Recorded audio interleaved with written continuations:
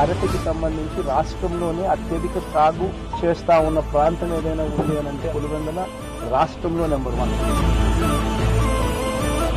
రోజు చూస్తే ఎంత దారుణమైన పరిస్థితి అని అంటే నెల కిందట 26,000 పలికిన రేటు ఈరోజు 9,000 రూపాయలు పడిపోయిన పరిస్థితి చూస్తా ఉన్నాం.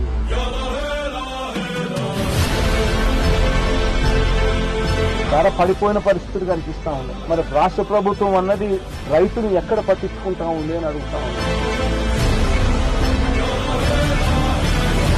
మిర్చి పంట అయినా అదే పరిస్థితి, ధాన్యం కొనుగోలైనా అదే పరిస్థితి, పెసర పరిస్థితి అదే, శనగల పరిస్థితి అంతే, మినుముల పరిస్థితి అంతే, కందుల పరిస్థితి అంతే. ఏ పంటకు ఈ రోజు కనీస గిట్టుబాటు ధర రాని పరిస్థితిలో ఈ రోజు రైతన్న వ్యవసాయం చేస్తా ఉన్నారు. ఈ ప్రభుత్వం మీద ఒత్తిడి తీసుకొచ్చే కార్యక్రమం జరిగేందుకే, చేసేందుకే ఈ రోజు నా ఈ పర్యటన.